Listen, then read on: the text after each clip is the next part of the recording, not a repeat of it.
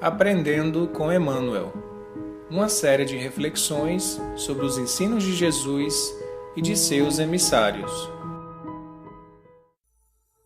Mensagem 132, livro Vinho de Luz, título Vigilância.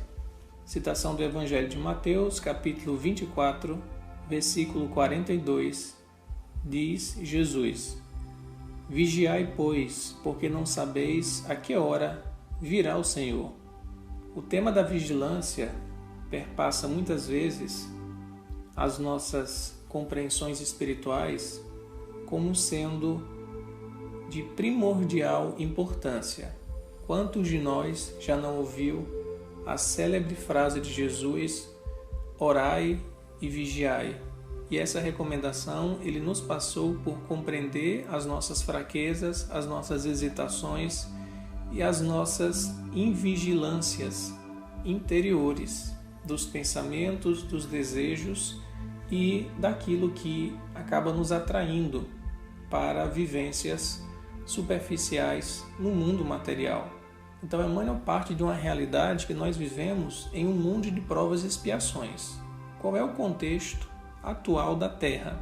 Como diz Allan Kardec, a partir da revelação espiritual colhida no século XIX, o mundo que nós vivemos, o planeta Terra, ainda está no estágio de provas e expiações. E nessa condição há uma predominância do mal. O mal entendido aqui como ignorância e como falta de observação e de vivência às leis de Deus. O mal que a gente vê exteriormente, nas ações de crimes, nas ações de violência, nas ações de desrespeito humano, e também o mal que nós carregamos em nosso interior, alimentando sentimentos de vingança, de rancor, de mágoa, de inveja. Tudo isso constitui a sombra que nós temos que vencer pela luz da consciência esclarecida. A determinação de vigilância partiu dos próprios lábios do Mestre Divino, diz Emmanuel. Então é uma determinação, porque Jesus, em algumas passagens do Novo Testamento, ele é chamado de comandante. É interessante esse termo. A palavra grega que Lucas usa se refere justamente a alguém que está coordenando ou dirigindo um agrupamento.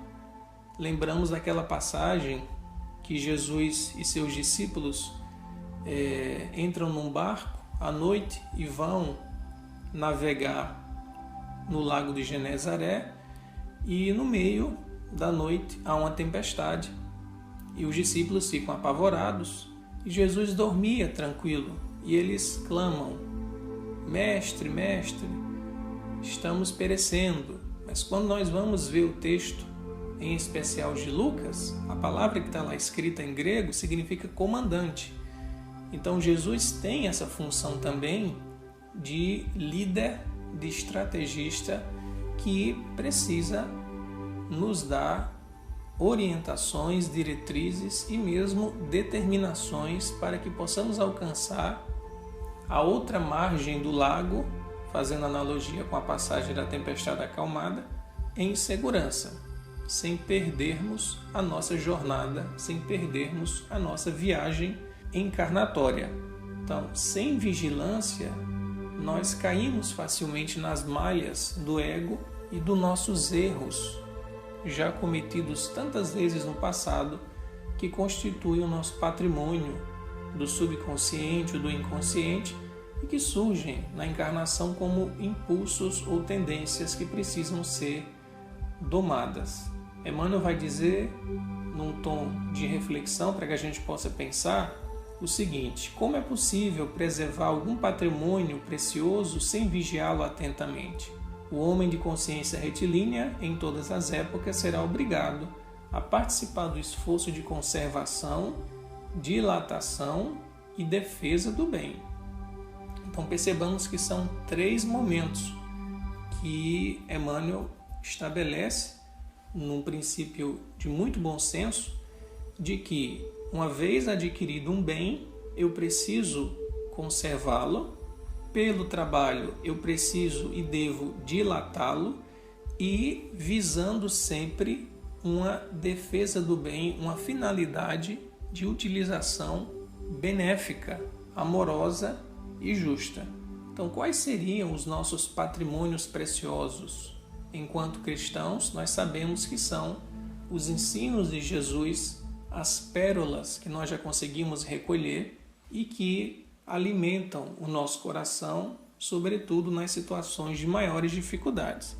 Mas se nós não vigiarmos essas pérolas ou essas sementes que já crescem, por mais que seja ainda um crescimento que consideremos ínfimo ou sem tanta vigorosidade, mas é esse broto que vai surgindo aos poucos, que um dia vai se transformar numa árvore frondosa, se nós cultivarmos, se nós vigiarmos, se nós espantarmos as pragas e os vermes que possam vir a querer devorar essa árvore em crescimento.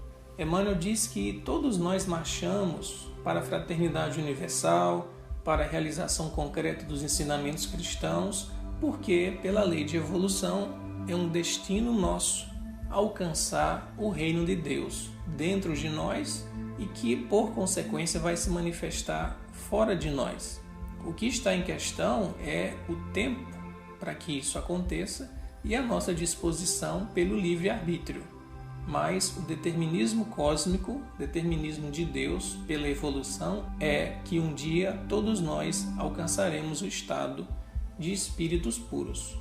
Todavia, diz Emmanuel, enquanto esse grau de pureza não chega, precisamos manter a vigilância para que a desordem e a perturbação não tomem parte da nossa vida, para que o mal não seja o mais atuante. Os Espíritos dizem a Allan Kardec, em O Livro dos Espíritos, que, na verdade, o maior problema que nós encontramos para vivenciar as leis de Deus e preservar uma vida justa e harmoniosa é que as pessoas boas são tímidas e que os maus que existem no mundo fazem muito alarde, são astuciosos. Então, se nós não vigiarmos como verdadeiras sentinelas em defesa do bem, as forças do mal, sem nenhum pudor, sem nenhuma prudência, sem nenhuma cautela, vão fazer investidas para destruir o trabalho do Cristo.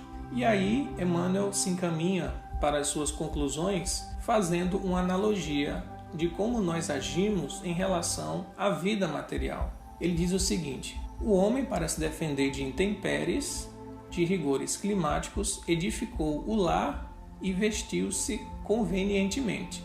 Cada um de nós busca ter uma casa para se abrigar da chuva, para se abrigar do sol forte, para se abrigar das manifestações da natureza que causam desequilíbrios e comoções, e também buscamos uma vestimenta para o nosso corpo não sofrer os excessos do frio e também para poder se refrescar em situações de um clima mais quente. Da mesma forma que nós buscamos essa preservação física, deveria existir esse cuidado na esfera de trabalho no mundo. Então, diz Emmanuel, no serviço de construção cristã do mundo futuro, é indispensável vigiar o campo que nos compete. Então nós sabemos que Jesus é o governador, Ele é o coordenador da obra, Ele é o detentor da obra e virá em um momento oportuno para aferir os valores que já foram conquistados. Mas Ele não trabalha sozinho, Ele não dispensa a colaboração de cada um de nós que já se candidata a ser um seu discípulo, seguindo os seus passos de mestre, e cada um de nós precisa agir como sentinela para auxiliar a obra do Cristo de regeneração do planeta Terra.